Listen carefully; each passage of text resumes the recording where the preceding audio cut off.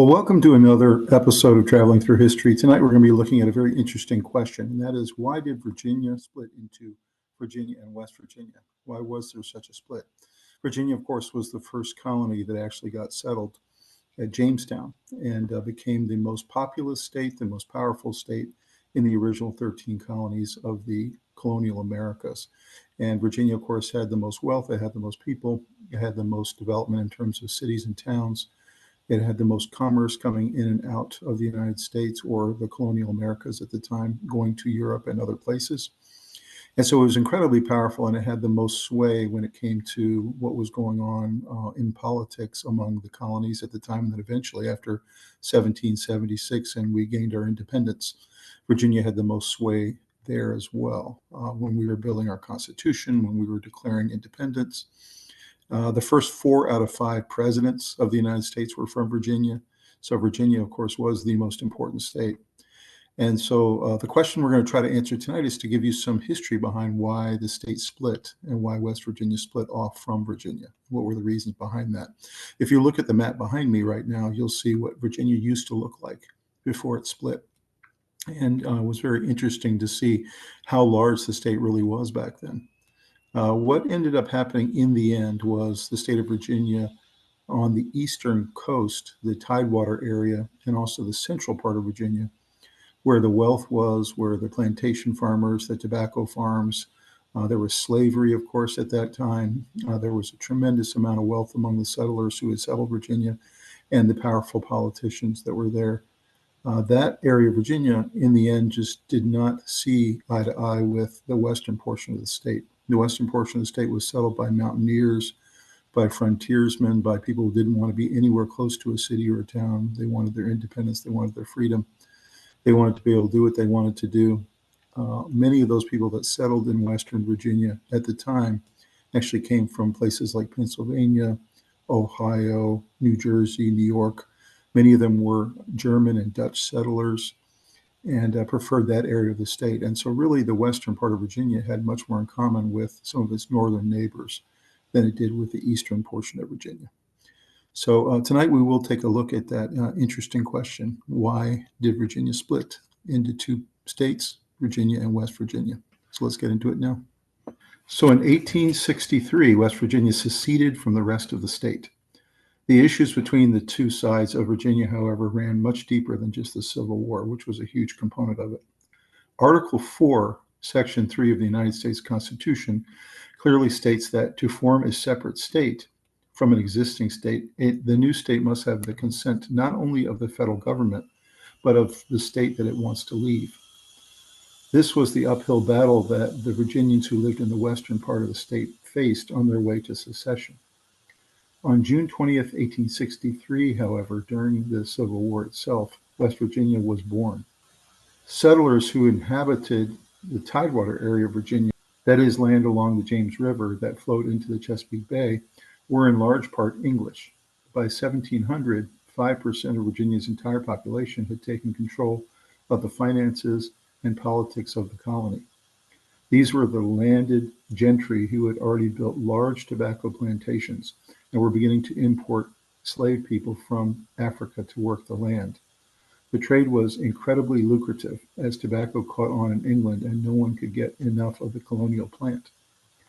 While the eastern part of Virginia was well settled by the 18th century, the land west of the Blue Ridge Mountains was, for the most part, empty and unsettled. The colony of Virginia had established a treaty with the Iroquois Indians in 1722, recognizing the sovereignty of the lands west of the Blue Ridge. Several tribes used the land for skirmishes throughout the years, but none ever settled there because a few small Shawnees and Iroquois groups made sure that they didn't. The relative emptiness of the westernmost part of Virginia was a haven for religious refugees who came into the region through Philadelphia for the most part. Most of these immigrants were from Germany and were escaping persecution in their home countries. While William Penn's colony provided them with the freedom they sought, they found that if they moved further southwest into a region west of the Blue Ridge, they could more readily afford the land. So you can see West Virginia land was incredibly cheap back then. And so that's why these settlers came down from Pennsylvania. After the French and Indian War, however, many Scots-Irish immigrants moved into the mountains in Western Virginia as they were deeply disenchanted with the English government and wanted a more individualistic lifestyle. The soil in the Blue Ridge region did not yield the large plantations that Eastern Virginia did, so many of the immigrants raised livestock and sold them to markets north of Virginia. Religion west of the Blue Ridge Mountains was also different than that in the Tidewater area of Virginia. While those who lived along the coast were mostly loyal to England and practiced in the Anglican Church, the mountain settlers were from different Protestant persuasions, mostly Presbyterianism or Anabaptism. Their loyalties aligned more strongly with Virginia's neighbors to the north, Pennsylvania and Maryland, as with their economic activity.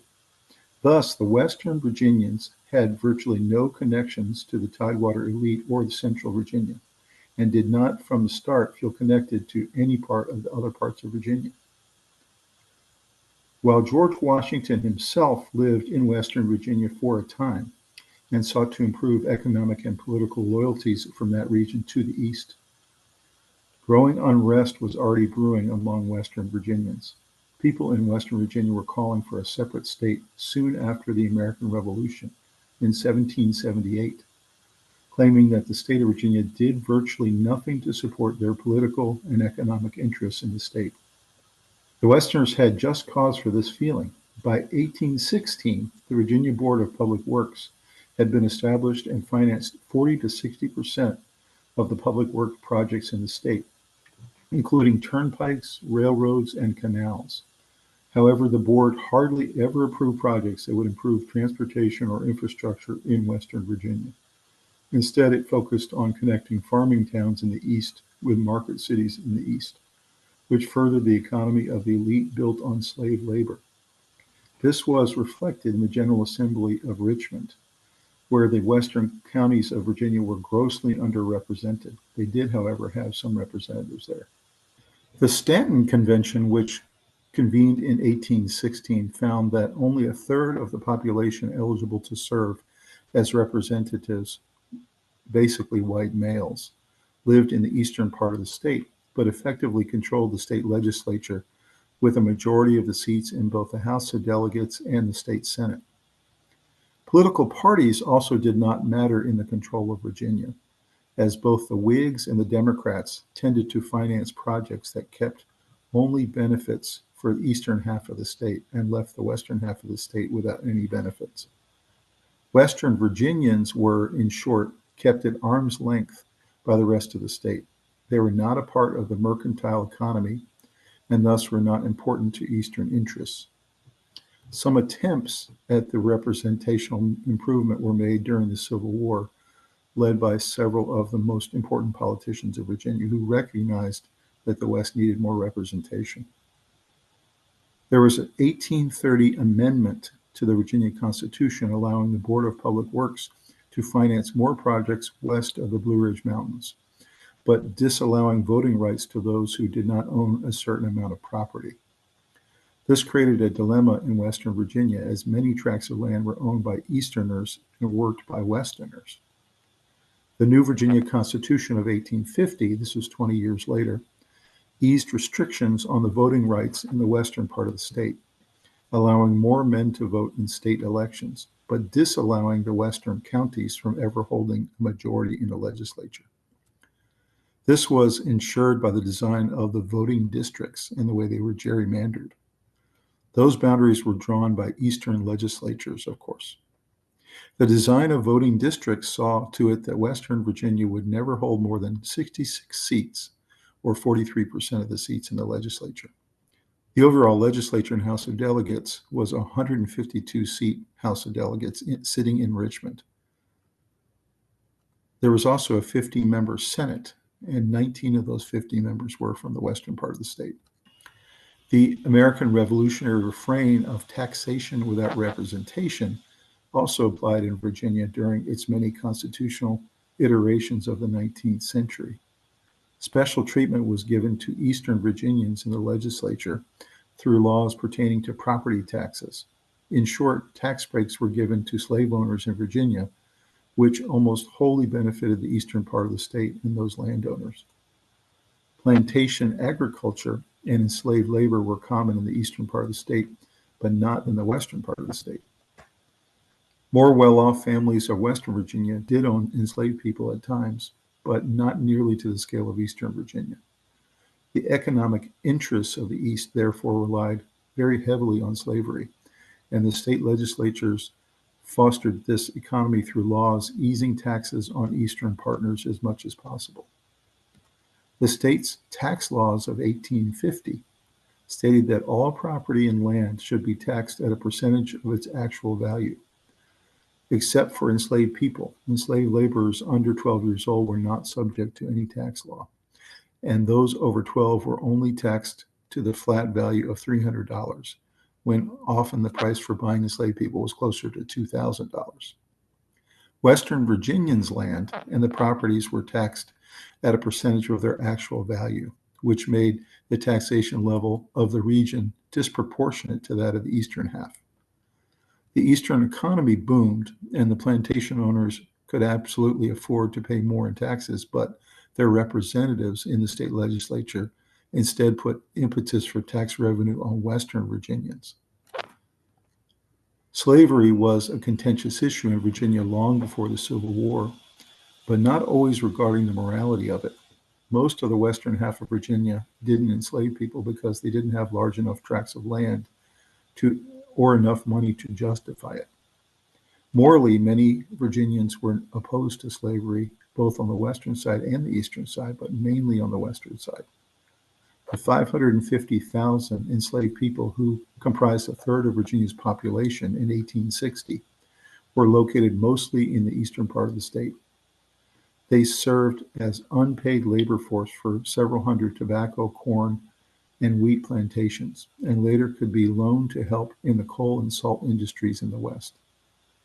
The state of Virginia disallowed descendants of enslaved people they bought from becoming free, and thus the system of slavery was ever sustained by the natural growth of population. By the time of the Civil War, Eastern Virginia was incredibly reliant on slave labor, which was likely the main reason for the state's secession into the Confederacy. In Western Virginia, although most did oppose slavery, some were vehemently against it. Descendants of Quakers and the New Methodist Church of Virginia highly opposed the practice of slavery as an immoral practice. In 1857, a Massachusetts man named Eli Thayer established an abolitionist settlement in Western Virginia, which was intended to prove that paid labor provided just as much, if not more, success as enslaved labor. Another abolitionist used Western Virginia as a stage for demonstrating the immorality of slavery in 1859. John Brown, a Connecticut-born abolitionist, was in favor of violent resistance to the institution, taking a biblical viewpoint that those who enslaved others were deeply sinful. Brown's raid of the United States Armory and Arsenal in Harper's Ferry, Virginia, was a failed attempt to right the wrongs of slavery in the South. Brown hoped for an enslaved uprising following his capture of the arsenal, but it never came, largely due to the fact that the presence of enslaved people was scarce in Western Virginia. Regardless, the name Harper's Ferry and the whole of Western Virginia was therefore juxtaposed against the thriving slave economy of the eastern part of the state. In April 1861, the Richmond Convention voted to secede from the United States. The delegates from Western Virginia, for the most part, voted to stay in the Union, but the majority of Easterners in the state legislature overrode their votes. A month later, a referendum was held to vote on secession by way of democratic voting. Of the western counties of Virginia, over 30,000 people voted against secession, while only around 19,000 people voted to ratify the secession. This referendum, due to the political power of the East, was little more than a show of democratic process, as the decision was all but made by the East. The Eastern state representatives had decided already that they would secede, and this was the last straw for most Western Virginians.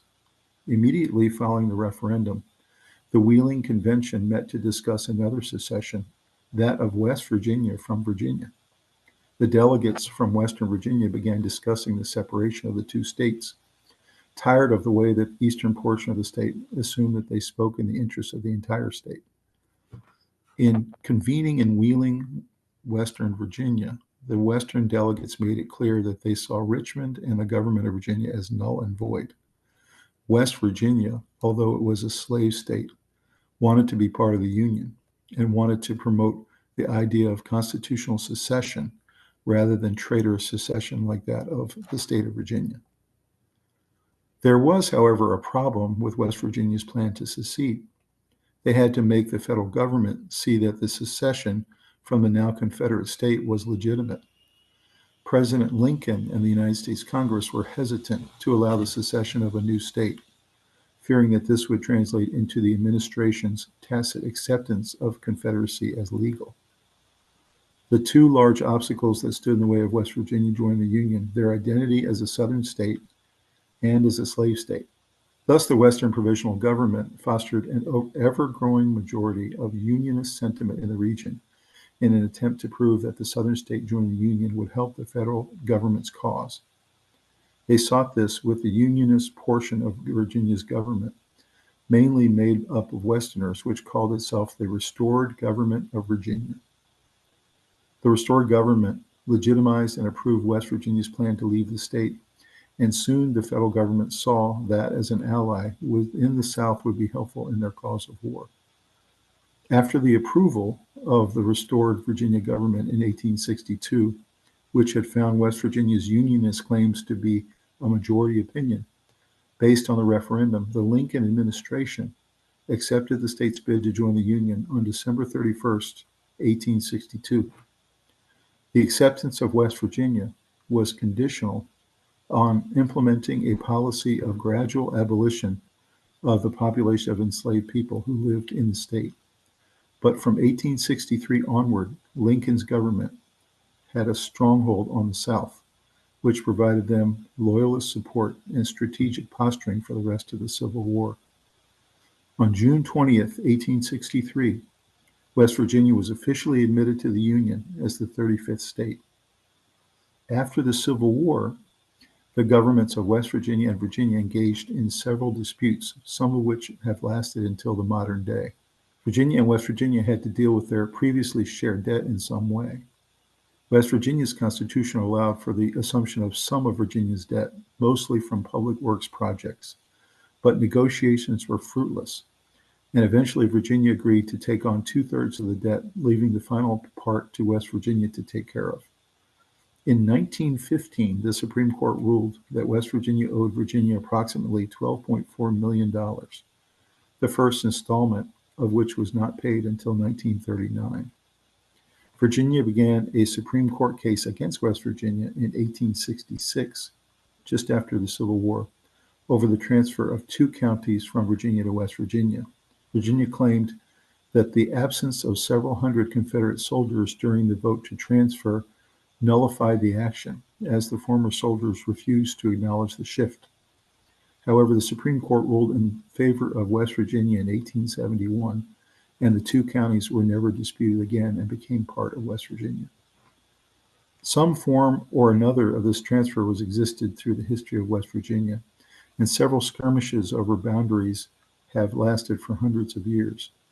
In 1991, both states commissioned a land survey that would establish the actual border we have today. So that really wasn't that long ago. I'm talking about 1991. In addition to border disputes, in 2011, 3 counties in the eastern panhandle of West Virginia entered into serious discussions about rejoining the state of Virginia, as the counties perceived that they had been neglected by West Virginian government. The counties did not leave, but talks of rejoining either one side or the other have endured and continue to today. As recently as 2020, West Virginia Governor Jim Justice announced incorporation into West Virginia was available for counties that disapproved of Virginia's newly Democratic-controlled state government. Thus, the disputes between Virginia and West Virginia continue today, and it's unclear if the problems will ever cease. It is, however, certain that many political, ideological, and economic conditions led to the split between the 2 Virginias. So you can see this really fascinating history behind the split of the original Virginia into these two states. And there was many reasons behind it, as you saw. Political, economic, the slave trade, the concept of one side of the state was very industrialized, educated, wealthy, and the other side were essentially mountain people who wanted to be left alone. And so in the end, these two sides of the state just couldn't get along anymore, especially around the Civil War. And West Virginia took action and went ahead and split away. So let's go ahead and take a look at a brief video. West Virginia, home to winding country roads, the Blue Ridge Mountains, and the Shenandoah River. Life is old there. But how old? When did West Virginia become a state, and why? Today's video will explain how the mountain state came to be. Virginia was the first successful colony established by Europeans in the future United States. Previous attempts like Roanoke in the Carolinas had failed, but in 1607, the English finally managed to get a colony up and running. They named it in honor of the Virgin Queen Elizabeth I, who died only a few years before. In theory, it could claim land stretching all the way to the other end of the continent, but it would never make it anywhere near the Pacific. After 1624, it was declared a crown colony and was considered the most loyal of all of Britain's American colonies. That didn't stop it declaring independence in 1775, making the Commonwealth of Virginia one of the 13 founding colonies of the United States.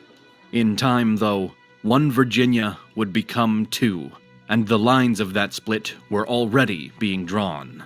Really, they'd been drawn as soon as the settlers started moving inland back in the early 17th century. The area of the modern state of Virginia was low-lying and flat. It was good for both agriculture and large-scale human settlement. Most of the colony's larger cities like Richmond and Norfolk emerged there, as did the colony's larger industries. Large-scale agriculture, especially of cotton and tobacco, meant a plantation economy too. That meant slavery, which dominated Virginia's economy. The state government was there. Most of the trade occurred along the coast, and the population was concentrated there. West Virginia, meanwhile, was mountainous and difficult. It had far fewer settlements and few cities into the modern era. The settlers there built rural communities and small farm holdings that they mostly worked themselves. While slavery existed there, it was limited. The mountainous terrain meant that large-scale livestock rearing was a better use of land than farming in many cases, which led to a different society and economy. As the colony developed in the following 2 centuries, the two Virginias were already forming. Low-lying Virginia was wealthier and controlled by the slave-owning elite, who wielded government power to protect their own interests and reinvest in their communities. Meanwhile, West Virginia was neglected. Very little money went to developing its infrastructure, so it remained a poorly governed frontier. This had its own allure for those who resented state control. The frontier spirit was alive and well among the settlers of West Virginia, who preferred the independence available in the mountains than the more controlled but stable colonial life in the lowlands. Already, by the 19th century, talk of secession started. West Virginia was sharply different in culture, society, and economy, was neglected by the state government, and was cut off by difficult mountain terrain. Physically, they were closer to Philadelphia than they were to Richmond, and didn't see why they should be governed by people who were so different and so far away. The same logic that had bought the U.S. its independence seemed to urge West Virginia's as well. Anyone who had studied U.S. history in this period won't be surprised to know that the final straw that forced the issue was slavery. By the 1850s, as tensions over slavery rose across the U.S., it was obvious that Virginia and West Virginia disagreed on it. West Virginia had become an abolitionist hotspot, with their limited slaveholding elite drowned out by the massively anti-slavery population. Meanwhile, the slaveholders kept their iron grip on power down in Richmond and enjoyed the support of the urban elite. In October 1859, these differences broke out into the open when the abolitionist preacher John Brown launched a raid on the government arsenal at Harper's Ferry in West Virginia. Brown wanted to seize weapons to arm slaves across Virginia, which he hoped might inspire a wider slave revolt across the United States. It was a naive plan. Brown's brave band of followers were quickly defeated by government forces, and Brown was captured.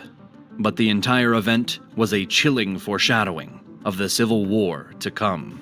Future Confederate General Robert E. Lee commanded the force that put down Brown's raid. Another future Confederate General, Stonewall Jackson, was assigned to guard Brown in prison. Meanwhile, John Wilkes Booth, the man who would assassinate Lincoln, was there to witness Brown's execution on charges of rebellion. Brown's raid demanded and divided the nation's opinion. West Virginians, like the other abolitionist states, admired him. The slaveholding states despised him. Historians often cite Brown's raid as the final breaking point before Civil War, and the final event that made union between Virginia and West Virginia impossible. With the election of Abraham Lincoln in 1860, the Civil War was a foregone conclusion. The slave states declared their formal secession from the Union to form the Confederacy, including Virginia. Weeks later, representatives from the future state of West Virginia gathered at the town of Wheeling to declare their rejection of the Virginia government's actions. Some delegates pressed for a full declaration of statehood, but others urged caution. The secession proposal still had to be approved by a referendum, and it was still possible that the people of Virginia would reject it. Of course, they were disappointed, and on May 23, 1861, Virginia voters ratified the secession by an overwhelming majority. 2 weeks later, the Wheeling Convention met again and declared the government in Richmond to be illegitimate and declared their own government, loyal to the United States. Francis Pierpont was nominated as the first governor of this new state, which they initially named Kanawha, after the river, but then changed to West Virginia. A constitutional referendum was held in the counties of this new West Virginia. Support was overwhelmingly in favor of the new state, but not without controversy. The Union soldiers closely watched polling stations and were accused of intimidating voters who would otherwise vote against the new state. Many opponents boycotted the vote in protest or out of fear. In the end, the results came out almost 95% in favor of seceding from Virginia. West Virginia was set about drawing up its state constitution. Now, West Virginia still had a number of slave owners, and the new government didn't want to make them any angrier than they already had. They agreed for a gradual emancipation to allow slave owners to transition to free labor. This wasn't going to fly with President Lincoln. Lincoln demanded that West Virginia abolish slavery immediately. If it did so, he would approve their admission. They debated it, but ultimately agreed. On June 20th, 1863, West Virginia became the 35th state in the Union and fully abolished slavery in its borders. This caused quite a bit of debate. The Union's opposition to the Confederacy rested on the idea that secession was illegal under U.S. law. However, Washington was perfectly happy to give their stamp of approval to West Virginia's secession from Virginia. This issue did not go unnoticed. Lincoln decided that the pressure of war made it acceptable, even if it wasn't strictly legal. But he also noted that, quote, "There is still a difference between secession against the Constitution and secession in favor of the Constitution." Despite all the effort to establish their own state, there was still talk in West Virginia of reunifying the rest of Virginia if the Union won out. Governor Pierpont disagreed, pointing out that natural, cultural, social, and economic barriers separated the states too much. The truth was that they'd never been very connected at all. The Virginia government had refused to invest in roads or railroads that would connect the state physically, and most of West Virginia's trade was with the other states. On top of everything else, why would they want to reunify at all? Pierpont was proven right. The differences were too stark, and the resentment after the war didn't encourage reconciliation either. Virginia's state government was reinstated with the end of the war in 1865. They did propose reunification in 1866, but were firmly turned down. Annoyed, Virginia tried one last gamble to claw back at least a few counties that had voters that had voted to leave. Virginia argued that voter intimidation had skewed the secession vote, and that the process of adding Jefferson and Berkeley counties to the new state had not finished until after the war was over and the Virginia government had been reinstated. Therefore, they were legitimately part of Virginia and should not have been handed over to West Virginia. In 1871, the case made it all the way to the Supreme Court in the creatively named Virginia versus West Virginia. After weighing the arguments, the Supreme Court came down hard on the side of West Virginia. They ruled that Virginia had relinquished all legitimate claims on territory when it rebelled, and they had zero grounds to challenge it. And with that, both Virginias were settled into the forms we know them today. The intense divisions of the past are long gone, but the echoes of what split the states apart are still there. Virginia remains more urbanized and wealthy, while West Virginia's rugged and rural landscape gives the mountain state its own unique identity. Even the politics carry signs of the past, with West Virginia still the deep, reliable red of Lincoln's party, while the Democrats can still count on Virginia's support. So you can see so many interesting things there out of that video. The first one being that you had these two sides of the state that just were diametrically opposed in every way. They had different religions. The eastern side of the state were Anglican. The western side of the state were Baptist and Presbyterian. One side of the state, the eastern side and central side, were very educated. They were very wealthy. They were becoming urban. They had their towns and cities that were growing and becoming populated. The western side of the state were not. They were very rugged. They were mountainous. There were very few towns. The infrastructure was not developed. The people were essentially kind of nomads and loners who were coming from other states to settle and be left alone on big pieces of property. You had one side of the state, the eastern side, that were pro-slavery and believed in the slave trade to help them with their plantations and became wealthy off of it. You had the western side of the state that were very abolitionist and didn't believe in slavery, although there was some slavery in West Virginia, but for the most part, most citizens there were against it. You had the western side of the state that was very close to the northern states, and you had the eastern side of the state that were much closer to North and South Carolina and Georgia. So just very interesting to see the boiling up of this division of the state of Virginia that ended up becoming the splitting into two states. And you can see all the reasons why that came out of that video and out of the discussion we talked about. You saw in that video the whole raid on Harper's Ferry by the Minister Brown and his men. And that not only touched off this dispute formally between West Virginia and was part of the precipitation of West Virginia becoming its own state, but was one of the most important events in the lead up to the actual Civil War itself. Harper's Ferry had been kind of a clarion call for those who were anti-slavery and those from the Union that wanted to suppress the South and suppress their ability to be slave owners in the future. So Harper's Ferry had become kind of the symbol of that friction and that contest, and actually led not just to the split of this state into two, but also to one of the major events that led up to the Civil War itself and to Abraham Lincoln's election in 1860. So again, hopefully you enjoyed that. You learned a lot about the split of Virginia and West Virginia, the reasons behind it, the history behind it. I think it's fascinating to just think about what might have happened if Virginia might have been able to stay together. However, seems like this was really in the cards from the very beginning when the colony became a colony and when more and more settlers were coming from the north to settle in the western portions.